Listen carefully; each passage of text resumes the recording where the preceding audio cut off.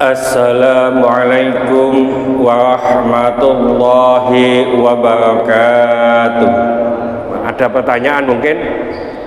Ya, monggo.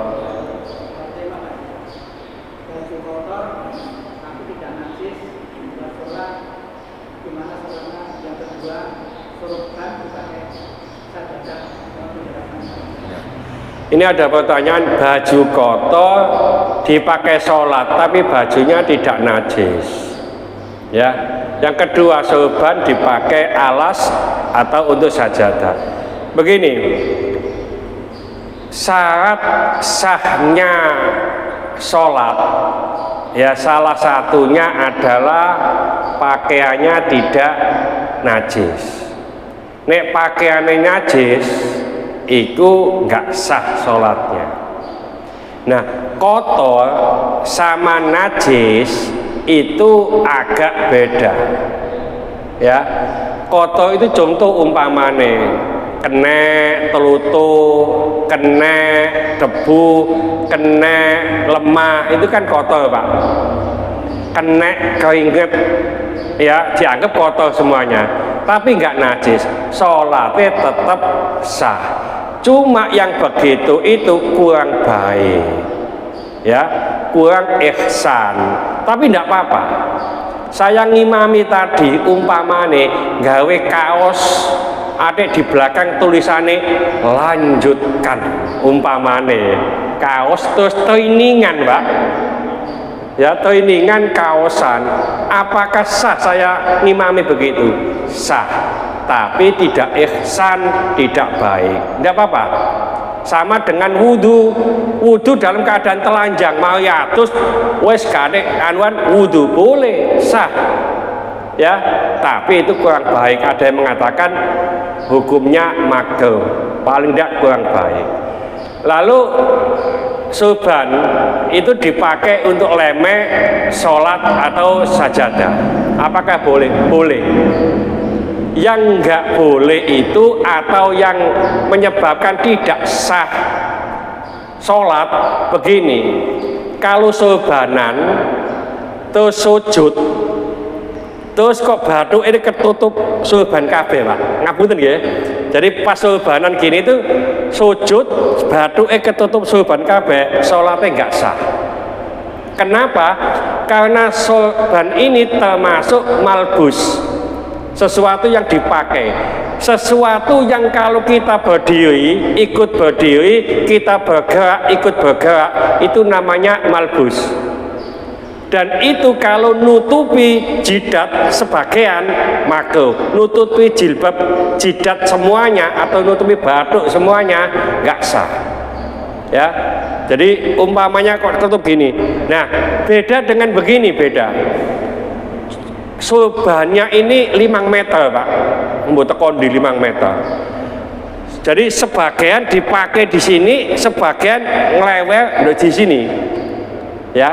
Terus kok sujud kena itu enggak apa-apa, karena tadi kan enggak ikut bergerak yang ini, yang apa? Yang di bawah itu. Ya. Nah, dipakai lemek juga enggak apa-apa. Cuma begini, kalau enggak salah di kitab Lubabul Hadis, ya, yang disarah oleh Imam Nawawi dalam kitab Tanqihul Qaul, itu ada hadis begini, rakaatani bi imamatin khairun min sab'ina rakaatan bila imamatin.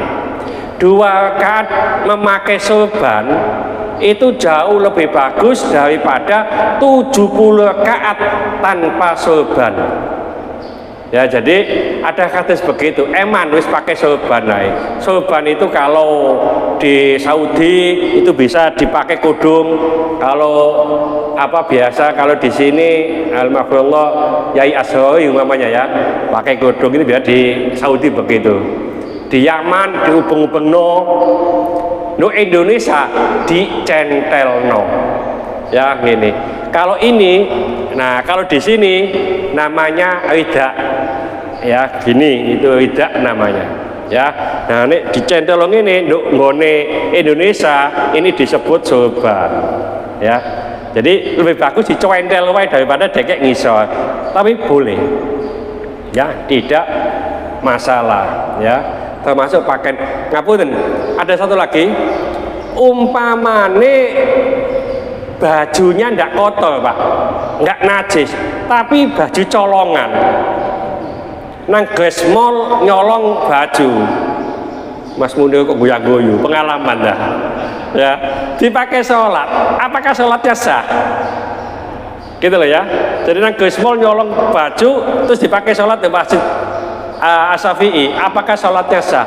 Sah sholatnya, selama sholatnya itu mengikuti aturan, syarat rukunnya dipenuhi, sah sholatnya. Apakah diterima? Nah ini yang beda. Diterima itu berarti mendapatkan pahala, tidak diterima tidak mendapatkan pahala. Jadi sholatnya sah, sah itu tidak ngulangi. Wes sholat duhur, tidak usah ngulangi sholat duhur lagi. Tapi tidak diterima oleh Allah, artinya tidak mendapatkan pahala sholatnya. Ya, jadi umpamane iki pakaian colongan nih apa iki ya, tak pakai tagak ya. Nah, ini dipakai ya tidak dapat pahala. Ya. Ada lagi mungkin, baik monggo.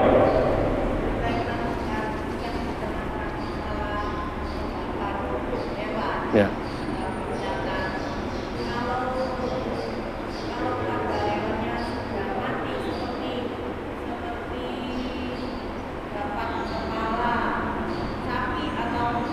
Terus kemudian cara memasaknya supaya gampang dibakar dulu.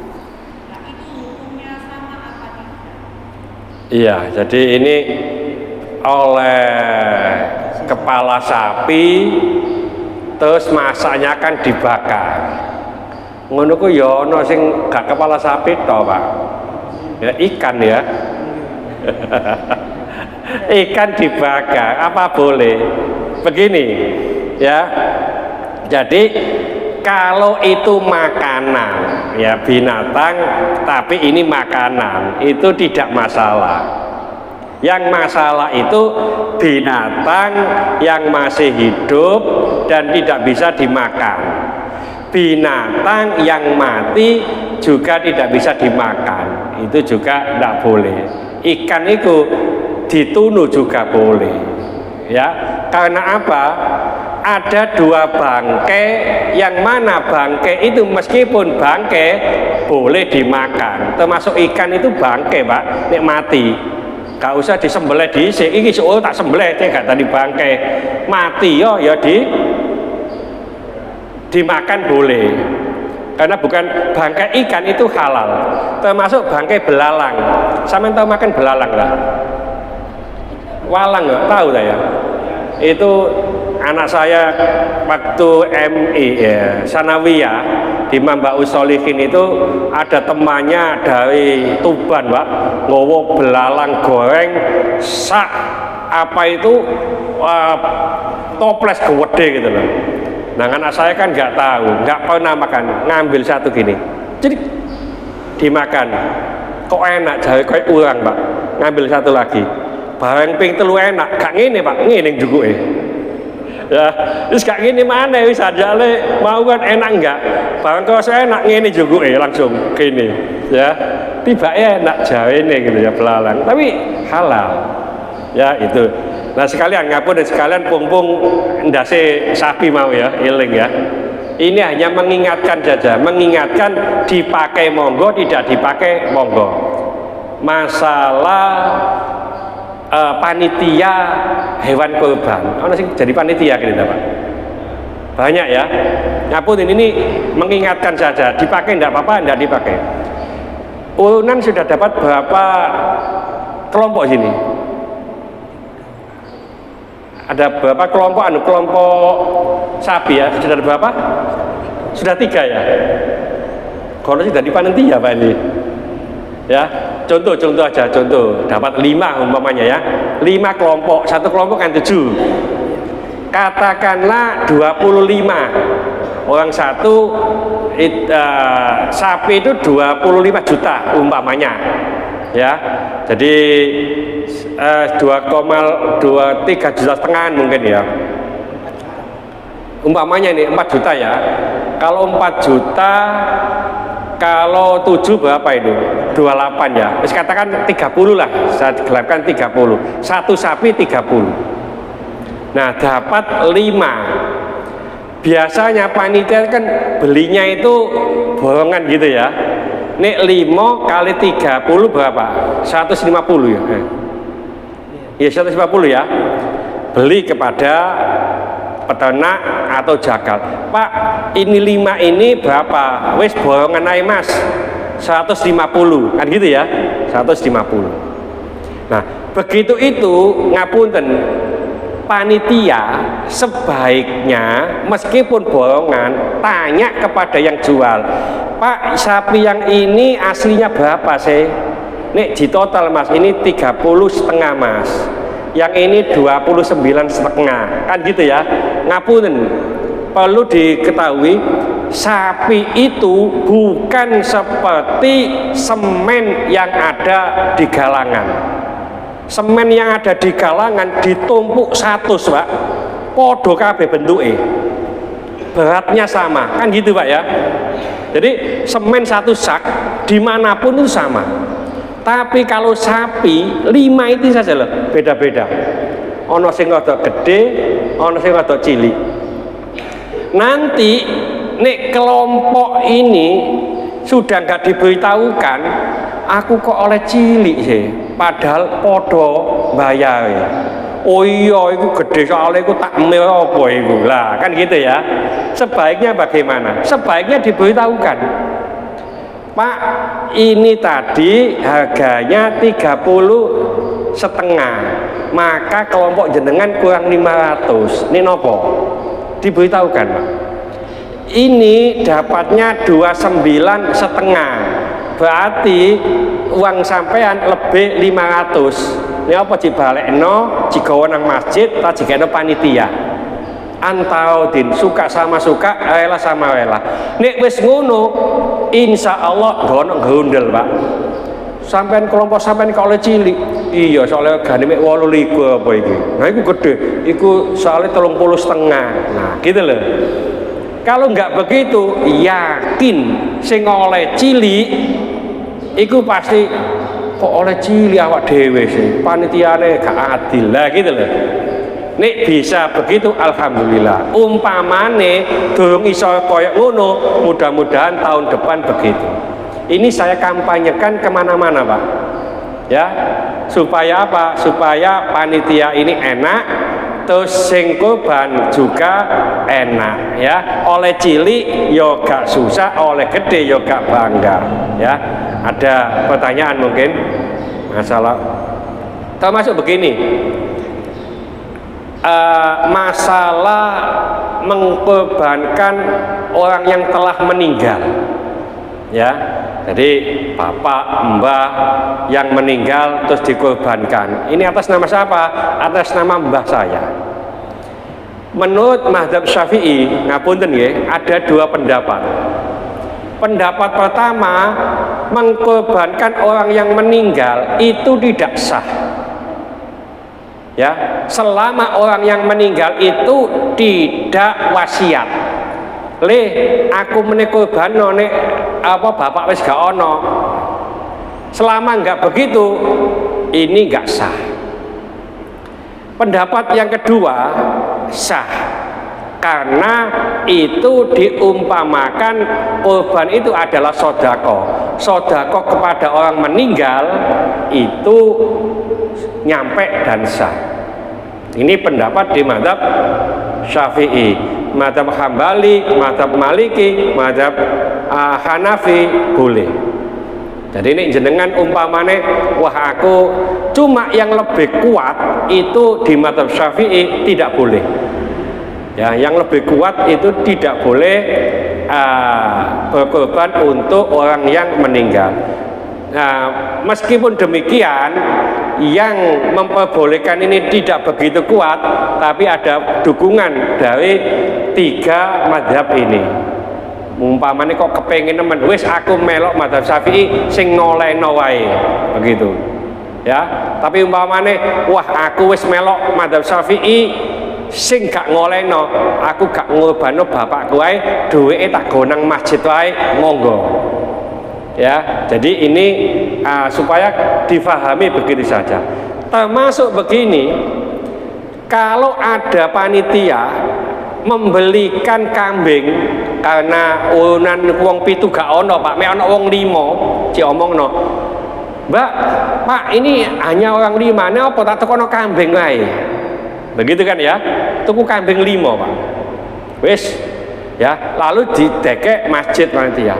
Kok gaji omongno iki teke Pak iki teke Pak iki teke Pak iki, gak sah. Karena apa? Kurban itu atau tentu. Ya, harus disebutkan ini misalnya Pak ini. Suatu contoh begini, ono dalu-dalu nggawa wedhus ini dicancang ndok kene tok wae. Ya, gak ngerti ku wedhus sapa iki. Wedhus sapa? Iso jebelek gak sah. Ya, harus ditunjukkan ini wedhus saya. Termasuk ngapunten mengorbankan untuk orang lain yang tidak ada izin atau pemberitahuan kepada orang lain nggak sah. Umpamanya saya mengorbankan untuk anak saya yang ada di Malang umpamanya, ya, ini panitia korban kanggo anakku sing ndok Malang nih, nggak sah. Selama saya tidak memberitahukan kepada anak saya, anu le, awakmu tak korbanan nduk Sidoarjo ya. Ya Pak. Ya. Nah, ini baru boleh. Ya. Jadi ini masalah korban. Sebenarnya banyak masalah korban yang perlu kita bahas ya. Ada pertanyaan mungkin masalah korban. Termasuk begini. Ada WA ya yang sering kita dengar ketika korban, yang disampaikan atau fatwa almarhum Syekh Ali Jabir, begitu ya, mudah-mudahan diampuni oleh Allah. Beliau mengatakan bahwa korban satu kambing itu bisa dipakai satu keluarga, kan begitu. Itu biasanya sebentar lagi banyak ya yang share begini dari Syekh Ali Jabir almarhum, mudah-mudahan diampuni oleh Allah ya, bahwa satu kambing untuk satu keluarga. Nah, ini difahami oleh para ulama tidak begitu, karena korban itu adalah ibadah individual.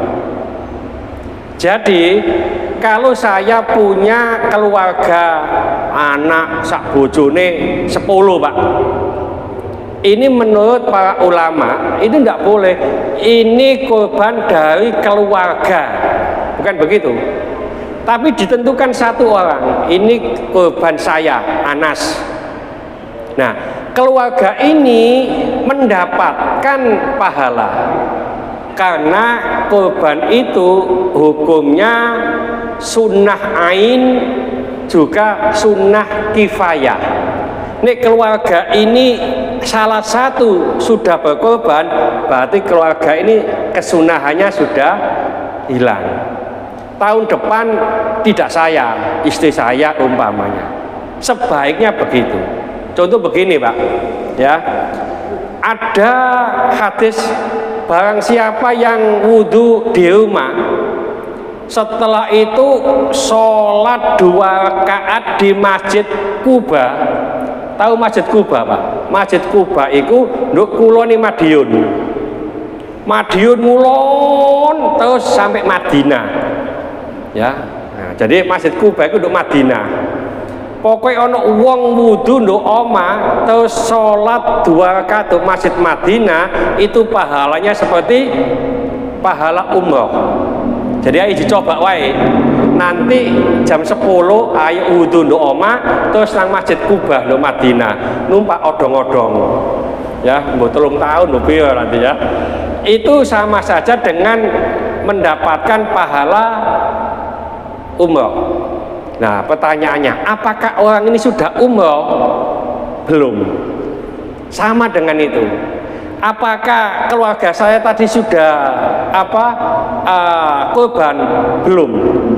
Tapi mendapatkan pahala korban karena ini sifatnya adalah sunnah kifayah. Ya, jadi Nah umpamanya kok beda dengan Syekh Ali Jabir, monggo ndak apa-apa, fikih itu beda ndak apa-apa. Ya, sing melok kono monggo, sing melok kene monggo. Jangan sampai sing betul ini. Nah ini yang nanti nggak pas itu nanti.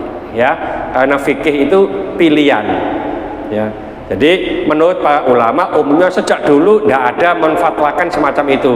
Ya, akhir-akhir itu aja Syekh Ali Jabir almarhum, mudah-mudahan diampuni oleh Allah, menfatwakan semacam itu. Jadi nanti maunya keluarga 10 kok satu kambing, ya enak kambing daripada sapi. Wong sapi aja maksimal 7, orang 8 satu sapi nggak sah Pak. Jadi orang 8 satu sapi tidak sah, orang 6 satu sapi sah, maksimal 7. Nah ini orang 10 satu kambing, lah itu menurut logika nggak masuk. Ya, jadi tetap satu kambing satu orang. Ya, nah keluarga ini mendapatkan pahala. Ini ya sewa kayak tapi awan iki ya. Termasuk ada gini, satu lagi aja. Hadis sahih Pak. Sampai mungkin ada mendapatkan hadis begini. Nabi Shallallahu Alaihi Wasallam itu melarang menyimpan daging lebih dari 3 hari. Hadisnya sahih, riwayat Bukhari. Jadi Nabi melarang menyimpan daging korban lebih dari 3 hari. Kak Dul pirang dino? Setengah wulan nih. Oh, hadisnya sahih nih. Dilarang kita itu. Ya, dilarang menyimpan daging korban lebih dari 3 hari. Saya Pak dapat daging 1 tahun. Ya, iku sih tas entek nunggone kulkas iku. Sika entek nopo gak sesuai dengan hadis. Begini. Lalu ada hadis lagi saat perang, ya Rasulullah mengatakan, ya kok gak dibikin dendeng ae cek kuat sampai berbulan-bulan. Artinya apa? Hadis yang pertama ini mansukh dengan hadis yang kedua. Jadi hadis yang pertama ini dinasak Pak, dihapus hukumnya dengan hadis yang kedua, bahwasanya menyimpan daging korban itu boleh sampai kapanpun. Loh kenapa Rasulullah kok mengatakan tidak boleh atau melarang? Begini asbabul wurudnya itu. Saat itu masyarakat atau zaman Rasulullah itu banyak yang melarat Pak. Nah, sing iso korban berarti wong sugih. Nah, oleh daging ini disimpan Pak. Ya, nah disimpan, sing melarat ini gak oleh. Makanya Rasul mengatakan maksimal 3 hari supaya jidumno. Gitu loh, sing melarat oleh kabeh. Nah, karena sudah masyarakatnya sudah mumpuni, maka ini ditarik. Oleh karena itu ngampun, dan jamaah haji segitu banyak itu Pak, dam atau korban itu oleh pemerintah Saudi Arabia nggak langsung dimakan kabeh Pak, dikalengi, dijadikan kaleng, dikirim ke Ethiopia dan seterusnya bertahun-tahun, ya jadi kornet dan seterusnya. Makanya nanti sampai oleh daging sampean simpen naik ya sampai 1 tahun. P2 kulkas pintu 12. Ya, kulkas pintu 12 lebih gede Pak ya. Ini sudah siang Pak ya, nanti kesiangan juga nggak enak. Ada pertanyaan mungkin ya masalah korban? Tapi tidak ada ya? Tidak. Sajane sing akeh sing masalah korban. Mudah-mudahan sedikit ini dibarengi hidayah oleh Allah Subhanahu wa taala. Mudah-mudahan segala hajat kita dikabulkan oleh Allah, segala kesulitan kita dibantu oleh Allah. Mudah-mudahan anak-anak kita menjadi anak yang soleh solehah, taat kepada Allah, patuh dan nurut kepada kedua orang tua. Dalam kasih keturunan, mudah-mudahan Allah memberikan keturunan yang soleh solehah. Dalam kasih jodoh, mudah-mudahan memberikan jodoh yang soleh solehah. Mudah-mudahan di antara kita, keluarga kita, handetolan kita, tetangga-tetangga kita yang saat ini sedang sakit baik di rumah sakit maupun di kediaman, mudah-mudahan Allah cepat mengangkat penyakitnya, menyembuhkan penyakitnya, dan mudah-mudahan Allah dengan sakit ini memberikan kesabaran kepada yang sakit, dan dengan kesabaran ini mudah-mudahan Allah mengangkat seluruh dosa-dosanya, dan mudah-mudahan Allah mengampuni dosa-dosanya orang yang mendolimi kita. Kak Put masih sakit ini ya? Ya, kita doakan ini juga jamaah kita aktif, mudah-mudahan Kak Put yang sedang sakit diangkat penyakitnya oleh Allah, diberi kesabaran, dan mudah-mudahan dosa-dosa beliau diangkat oleh Allah. Al-Fatihah.